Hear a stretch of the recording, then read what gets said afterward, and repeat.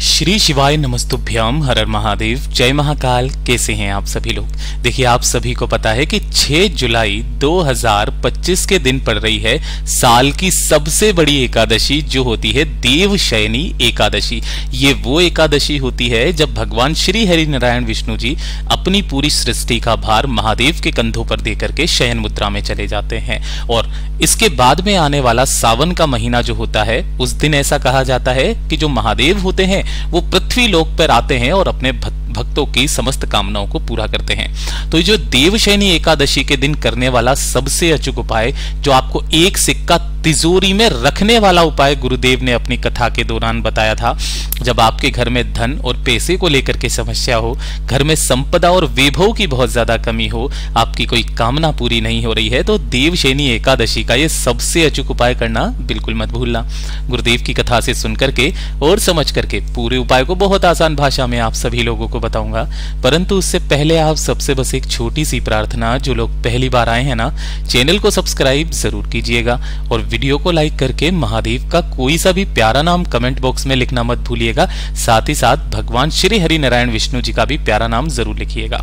इस पूरे वीडियो में हम 3 महा उपायों के बारे में बात करेंगे, जो कि आपको इस एकादशी के दिन करने ही करने हैं। तो ध्यान से सुनना है और समझने की कोशिश करना है। सबसे पहले बात करते हैं हमारे पहले वाले उपाय की, जो कि आपको सिक्का तिजोरी में रखने वाला उपाय करना होता है। गुरुदेव ने यह उपाय उन लोगों को करने के लिए कहा जो चाहते हैं उनके घर में सदैव धन की और पैसे की वृद्धि होती रहे, कभी भी उनके घर में धन की कमी ना हो, पैसों की कमी ना हो, कोई कर्ज ना पड़े, बड़े से बड़े कर्ज हो तो वो चुकते हो जाएं, अनावश्यक खर्चे परिवार में बहुत ज्यादा हो रहे हैं, पैसा बिल्कुल बचता ही नहीं है ना, तो ये वाला वीडियो आपके लिए है। पूज्य गुरुजी ने कहा कि कोई व्यापार, कोई दुकान, फैक्ट्री, कोई व्यवसाय है, नहीं चल रहा है, ग्राहक नहीं आ रहे हैं ना, तो आज की एकादशी के दिन करना ये वाला उपाय मत भूलना। करना क्या है, आप लोगों को अपने घर पर ही इस उपाय को करना है। विशेष रूप से कैसे करके करना है, आपको लेना होगा एक सिक्का। देखिए, गुरुदेव ने कहा कि अगर आपके पास में कोई चांदी का सिक्का हो ना, जिसका आप पूजन करते हो दीपावली के दिन, आप वो वाला भी सिक्का ले सकते हो। नहीं है तो कोई सा भी एक सिक्का, चाहे 1 रुपए का हो, 2 का, 5 का, 10 का, कोई सा भी लक्ष्मी के तौर पर आपको एक सिक्का ले लेना है। साथ ही साथ आपको लेना होगा इस तरीके से मोली या कलावा जो होता है ना, इस तरीके से लाल सूती धागा, जिसे मोली या कलावा भी कहा जाता है, आपको ये लेना है थोड़ा सा। और इसी के साथ में आपको लेनी होगी पूजा की थाली। ये जो भी आप पूजा करते हो ना भगवान श्री हरि नारायण विष्णु जी का पूजन के लिए, जो हल्दी, कुमकुम, दिया, दीपक, धूप बाती, सब कुछ आपको ले लेना है। साथ ही साथ आपको लेना होगा इस तरीके से एक स्टील का कलश। ध्यान रखना, इस वाले उपाय में आपको तांबे का कलश नहीं लेना है, स्टील का कलश लेना है। ठीक है, गिलास हो, कटोरी हो, कोई दिक्कत नहीं है। इसके अंदर आपको भरना होगा क्या, दूध। इस चीज का विशेष ध्यान रखना, इसके अंदर आपको दूध भरना है। और दूध अगर गौ माता को हो तो बहुत अच्छी बात है, तो दूध लेना, वो भी कैसा, कच्चा दूध और गाय का दूध। ठीक है, इसके अंदर दूध भर के इसके अंदर आपको दुर्वा का एक बंडल बना करके, इसके लिए कुछ नहीं बताया, केवल दुर्वा का बंडल बताया। 5 ले लो, 7 ले लो, हमेशा दुर्वा 1, 3, 5, 7, 11 इस क्रम में ली जाती है, तो उसका एक बंडल बना लो और इस दुर्वा के बंडल को भी आपको इसी दूध के अंदर ही डाल देना है। साथ ही साथ आपको एक दीपक तैयार करना है। ये जो दीपक होना चाहिए, चाहे आटे का चाहे मिट्टी का, इसके अंदर आप लगाओगे गोल बाती और इसके अंदर भरना होगा आपको घी।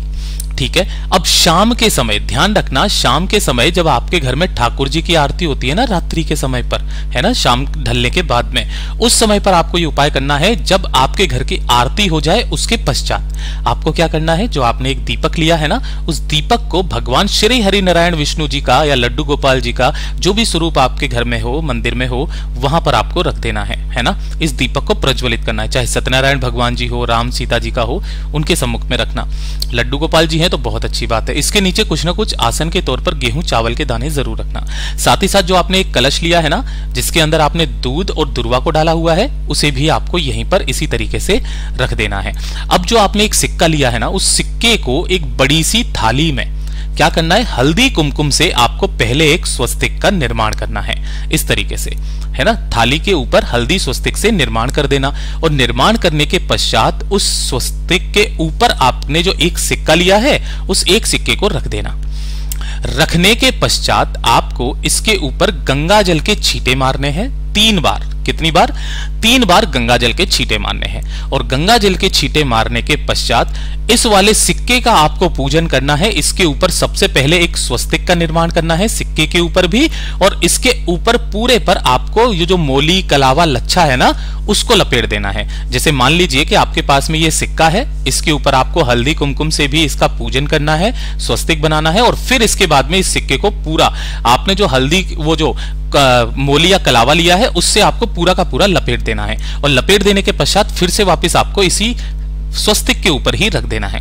रखने के पश्चात वहां पर आपको क्या करना है कि ये जो आपने यहां पर दुर्वा ली है, जिस जो दूध में है, इस दुर्वा से इस दूध के 108 बार छींटे आपको भगवान श्री हरि नारायण विष्णु जी का मंत्र ध्यान करते हुए यहां पर, है ना, ओम नमः भगवते वासुदेवाय नमः मंत्र का स्मरण करके 108 बार छींटे इस सिक्के पर आपको मारने हैं। ठीक है, मारने के पश्चात उनसे कामना करनी है कि आपके घर में कभी भी धन संपदा वैभव की कमी ना रहे भगवान। ऐसी कामना करके इसे यहां का यहीं छोड़ देना है, दीपक को लगे रहने देना है। ये जो दूध है इसे भी आपको यहीं रख देना है। इस एकादशी की पूरी रात्रि भर आपको इसे मंदिर में ही, अपने घर के मंदिर में ही रखे रहने देना है। जब अगला दिन आएगा तब अगले दिन क्या करना है, इस सिक्के को यहां से उठाना है। ठीक है, इस सिक्के को उठा करके किसी भी एक पीले कपड़े में बांध करके अपने घर की तिजोरी में आपको इसे रख देना है। ठीक है, पूरे 1 साल तक के लिए, अगली देवशयनी एकादशी तक के लिए। ठीक है, रख दोगे। और ये जो दूध है ये किसी भी तुलसी जी के वृक्ष में आपको सींच देना है। पूज्य गुरुजी ने कहा आपके घर में 1 साल में कितनी वृद्धि होती है बताइएगा जरूर। बहुत अद्भुत और अचूक उपाय है, जरूर कीजिएगा। और ये दूसरे नंबर का तो उपाय आपको करना ही करना है। अगर आपको लगता है कि आपके घर के जो पितृ हैं वो आपसे नाराज हैं, नाराज होने का मतलब कहां पर निकलता है, आपके बने बनाए काम जो होते हैं वो बिगड़ने लगते हैं, है ना। अच्छा खासा कोई कार्य चल रहा होता है, उसमें रुकावटें पैदा उत्पन्न होने लग जाती है ना। किसी की उन्नति तरक्की नहीं होती है, धन की हानि आपके घर में होने लगती है बेवजह। ठीक है, तो ये वाला उपाय एकादशी के दिन करना मत भूलना। करना क्या है, एक तांबे का कलश लेना, इसके अंदर आपको जल भरना है और इस कलश के अंदर डालनी है आपको 1 चुटकी हल्दी। वो भी कौन सी वाली, पिसी हुई जो हल्दी होती है, वो इस कलश के अंदर डाल देना। ठीक है, इसी के साथ में आपको 3 अनाज लेने होंगे। कौन कौन से? सबसे पहले आपको लेने होंगे 1 चुटकी जौ, दूसरे नंबर पर लेने होंगे 1 चुटकी काले तिल। ठीक है, और तीसरे नंबर पर जो आप लोगे वो लोगे 1 चुटकी चावल, जो अक्षत होते हैं ना, ये लेने हैं। ठीक है, इन सभी को लेकर के पितरों के तुल्य माने जाने वाले 3 वृक्ष, पहला पीपल का, दूसरा माता पार्वती के आंसुओं से पैदा हुआ बेलपत्र का पेड़, और तीसरा वट वृक्ष। ये तीनों ही आपके पितरों के तुल्य माने जाते हैं। तीनों में से किसी भी एक पेड़ के नीचे, अब रविवार का दिन पड़े तो पीपल पेड़ के नीचे नहीं जाना है, इसके अलावा किसी भी वृक्ष के नीचे जाना। यहां पर आपको पूजन करना है, अर्चन करना है उस वृक्ष का, अपनी कामना कह करके।